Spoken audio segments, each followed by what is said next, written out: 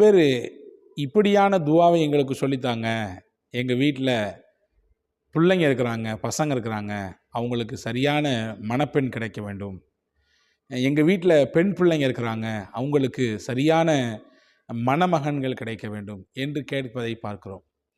அந்த மாதிரி இன்னும் நிறைய பெற்றோர்கள், என் பிள்ளைய படிச்சுட்டு வீட்டில் இருக்குதுங்க, அதுக்கு தகுதியான வேலை வாய்ப்பு அமையணும், அவங்க எதிர்பார்க்குற மாதிரி நல்ல ஒரு உத்தியோகம் அமையணும் என்பதற்காக வேண்டி கேட்பவர்களும், அதற்காக வேண்டி அல்லாஹ்விடத்தில் எப்படி துவா செய்ய வேண்டும் என்று கேட்கக்கூடியவங்களும் நிறைய பேர் இருக்கிறாங்க, பார்க்க முடியுது.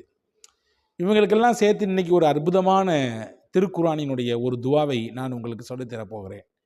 அது கேட்ட நபர் மகத்தான நபர், ஹஸரத் சையதுனா மூசா அலைஹிஸ்ஸலாம். திருக்குரானிலே சற்றேறக்குறைய இவர்களின் வரலாறு தான் அதிகப்படியான இடத்துல இடம்பெறுகிறது. திருக்குரான் அருளப்பட்ட முஹம்மது ஸல்லல்லாஹு பெயர் கூட திருக்குரானின் மொத்தம் 4 இடத்தில் தான் வருகிறது. ஆனால் மூசா நபியினுடைய பெயர் சற்றேறக்குறைய 80க்கும் அதிகமான இடங்களிலே திருக்குரானிலே இடம்பெறுகிறது. அவர்களுடைய வரலாறு ஆங்காங்கே அல்லாஹ் பிரித்து பிரித்து சொல்லுகிறான். மூசா அலைஹிஸ்ஸலாம் எகிப்திலிருந்து ஒரு பிரச்சனை, நான் விலாவரியாக சொல்ல வரவில்லை, செய்தியை மட்டும் சொல்லுகிறேன். மதியன் என்ற தேசத்திற்கு போனார்கள். அங்கே போக வேண்டும் என்பது அல்லாஹ்வுடைய ஏற்பாடு. மதியன் தேசத்திற்கு போய் ஊர் தெரியாத இடம், ஆள் அரவம் யாருமே அடையாளம் தெரியாது, வேறு மொழி பேசக்கூடிய இடம், குறிப்பாக எந்த அறிமுகமும் அங்கே இல்லை. ஒரு முக்கியமான பிரச்சனை, ஒரு விஷயத்தில் போய் தலையிட்டு அதில் ஒரு தீர்ப்பு சொல்ல போய் அது யாருக்காக வேண்டி செய்தார்களோ அவரே ஒரு கட்டத்தில் மூசா அலைஹிஸ்ஸலாமை காட்டி கொடுக்கவும் அவருடைய மூசா அலைஹிஸ்ஸலாம் ஊரிலிருந்து வெளியேறுவதற்கும் காரணமாகி போயிட்டார். இப்போ மதியனுக்கு வந்துட்டாங்க. அல்லாஹுடைய உதவியை நாடி, யா அல்லாஹ் எனக்கு நீ வழிகாட்டு என்று சொல்லி வந்து விட்டார்கள்.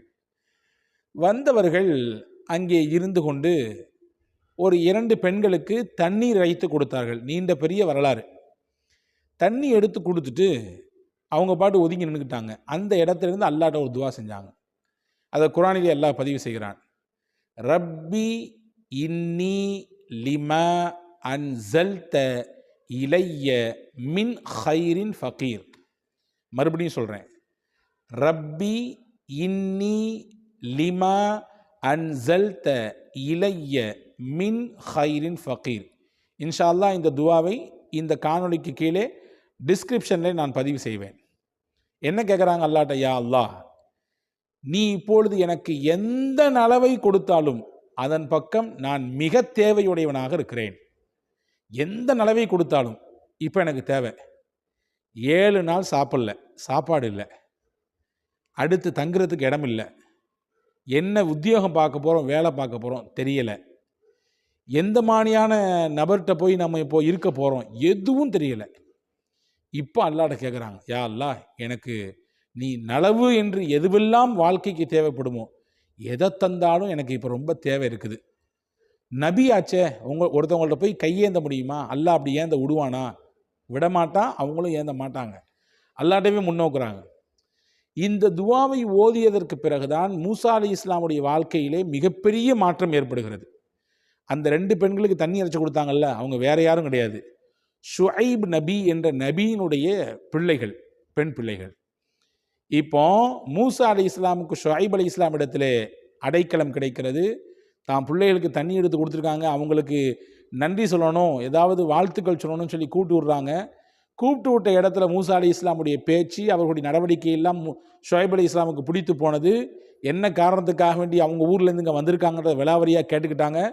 கேட்டுட்டு ஷுஐப் அலைஹிஸ்ஸலாமே வேலை கொடுக்குறார்கள். 1, தங்குறதுக்கு இடம் கொடுக்குறாங்க. 2, அவர்கள் நிம்மதியாக இருப்பதற்குரிய ஏற்பாட்டை செஞ்சு கொடுக்குறாங்க. 3, ஒரு கட்டத்தில் இவர்களிடத்தில் இருந்த உயர்ந்த பண்புகளும் உயர்ந்த நற்குணங்களும் அந்த பெண்களுக்கும் பிடித்து போனது, ஷுஐப் அலைஹிஸ்ஸலாமுக்கும் பிடித்து போனது. ஷுஐப் அலைஹிஸ்ஸலாம் தன்னுடைய பிள்ளைகளில் 2 ஒருவரை மூசா அலைஹிஸ்ஸலாமுக்கு மனம் செய்து கொடுத்தார்கள். 4, 5 ஹைலைட்டான விஷயம். இவங்க மதியனுக்கு வரும்பொழுது சாதாரண மூசா இப்னு இம்ரான் என்ற சராசரி மனிதராக உள்ளே வந்தார்கள். மதியனை விட்டு மறுபடியும் எகிப்துக்கு போகும் பொழுது நபியாக போனாங்க. இந்த 5 பெரிய பாக்கியத்தை இந்த துவா கொடுத்ததாக திருக்குர்ஆனுடைய விரிவுரைகளிலே நாம் காணுகிறோம். இதில் முக்கியமாக பாருங்கள், அவங்களுக்கு நல்ல வேலை கிடச்சிருக்கு, நிக்காஹ் முடிஞ்சிருக்கு, தங்கிறதுக்கு இடம் கிடச்சிருக்கு, நபியாக இருப்பதற்குரிய வாய்ப்பையே அல்லாஹ் தந்து விட்டான். இந்த துவாவினுடைய பரக்கத். எனவே அன்புக்குரியவர்களே, திருமணம் பிள்ளைகளுக்கு சரியான பொருத்தத்தோடு அமைய வேண்டும் என்று எதிர்பார்க்கக்கூடியவர்கள் இந்த துவாவை அதிகம் ஓதலாம். நல்ல வேலை வாய்ப்பு கிடைக்க வேண்டும் என்று நினைக்கக்கூடியவர்கள் இந்த துவாவை அதிகப்படியாக ஓதலாம். எந்த நலவை நீங்கள் நாடி இருக்கிறீர்களோ அந்த நலவு உங்களுக்கு கைகூட வேண்டும் என்ற எண்ணம் இருக்குமேயானால் இதை தொடர்ச்சியாக ஓதி வாருங்கள். அல்லாஹ்விடத்திலே நம்பிக்கையோடு உங்கள் தேவையை முன்வையுங்கள். நிச்சயம் அவன் உங்கள் நலவான காரியங்களை முடிவு செய்து உங்களுக்கு ஏற்படுத்தி தருவான். யோசிப்போம், இன்ஷா அல்லாஹ் வரக்கூடிய காலங்களிலே செயல்படுத்துவோம். அல்லாஹ் தௌஃபீக் செய்வானாக. அஸ்ஸலாமு அலைக்கும் வரஹ்மத்துல்லாஹி வபரகாத்துஹு.